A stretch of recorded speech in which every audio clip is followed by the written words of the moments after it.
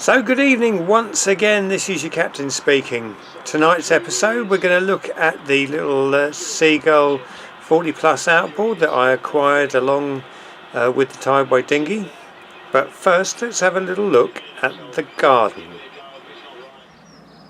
So there we go, we're going to see how the garden's getting on. Peas are going completely at crackers. The lettuce is very tasty. And there's peppers, and the flowers are doing all their stuff. Now, unfortunately, when I went on holiday I lost all my radishes, but I planted some more, so they should be okay. The chilies getting on well, various other bits and pieces, all looking good.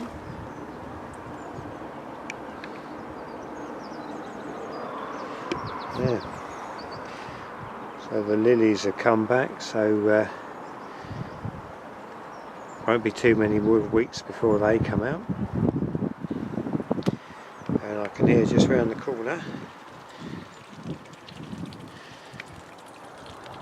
down the side of the boat there, she's still got 5 little babies, so that's all good. If they got this far, the chances are they'll make it.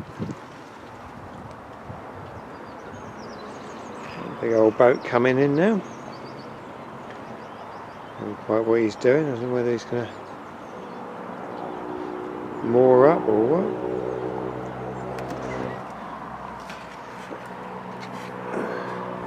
So the wind's died down a bit now, and it's a lovely night on the marina.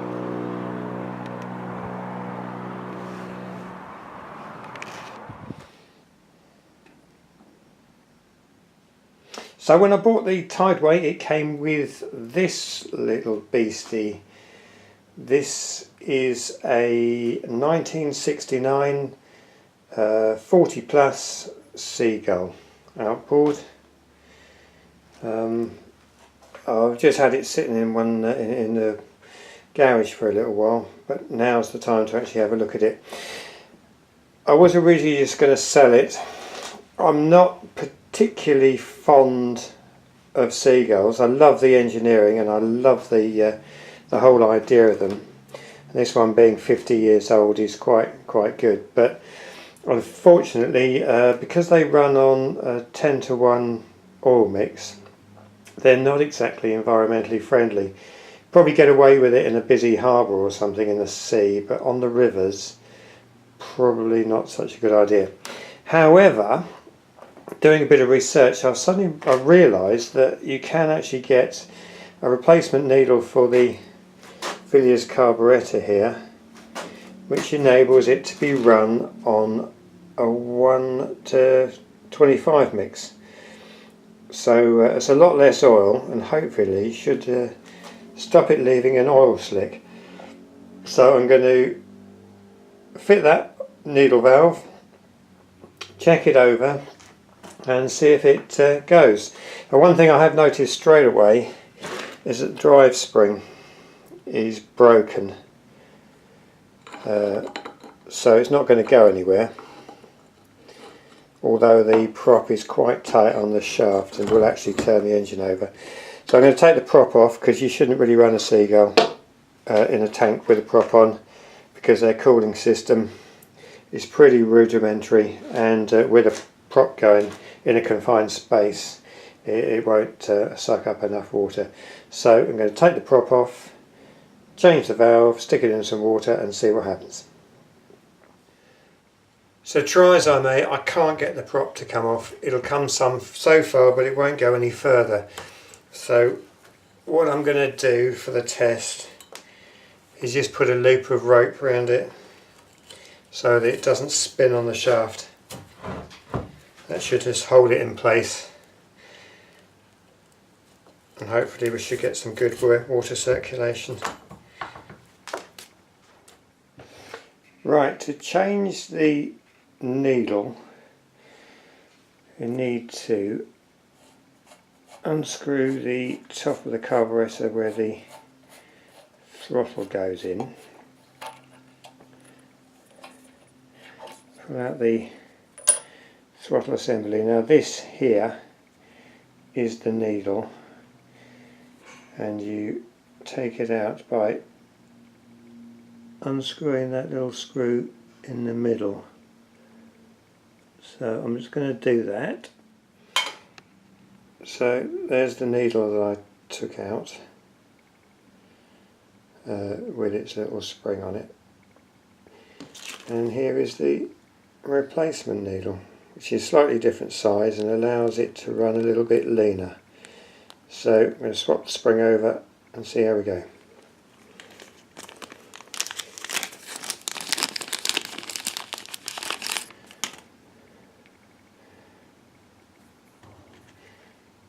Can actually see it's a lot, the new one is actually quite a bit fatter than the old one.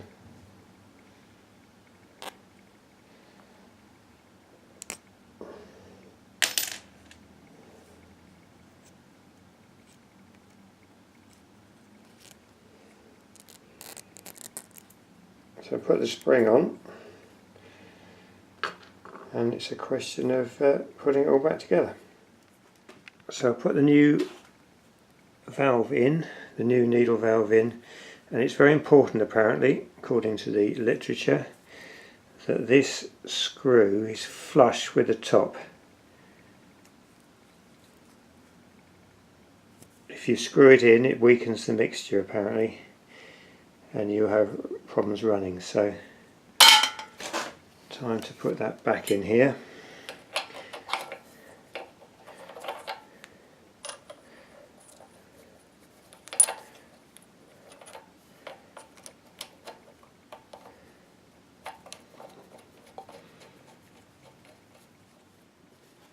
So I've mixed up some 25:1 petrol to fuel mix. I've actually used 2-stroke oil for a strimmer, but I think at this stage it doesn't matter too much. If I do decide to keep the engine, I'll invest in some proper outboard 2-stroke oil. So that can go in there.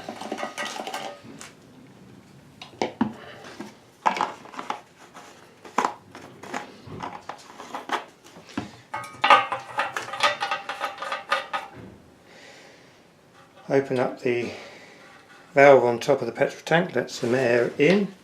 Now typically in the space that it took me to change the needle valve, I've completely lost the pull start, but I do have some rope of approximately the right size. It's a little bit big, but I think that should be okay, particularly once it's stretched and got a bit oily. So I'll put that down here.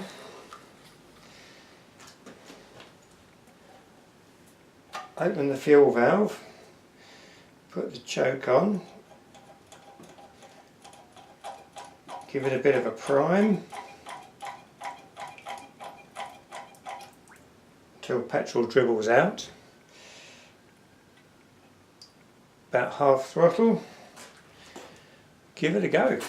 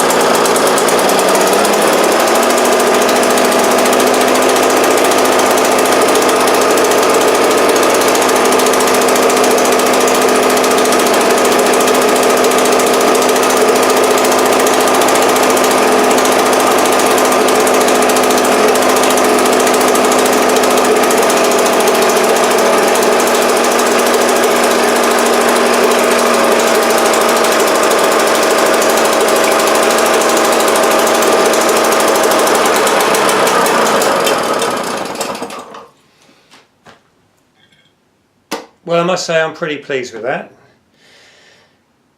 It's still smoking quite a lot, but I think that's probably residual oil inside. But hopefully it won't leave an oil slick as old outboards like this tend to do. Plenty of water coming out of the cooling, which is good. You don't get any tick over on these old things, but that's cooling perfectly well. Really pleased. Get a new spring for it, and I might renew this throttle cable as well because that's a bit broken, but I don't think there's anything wrong with that at all.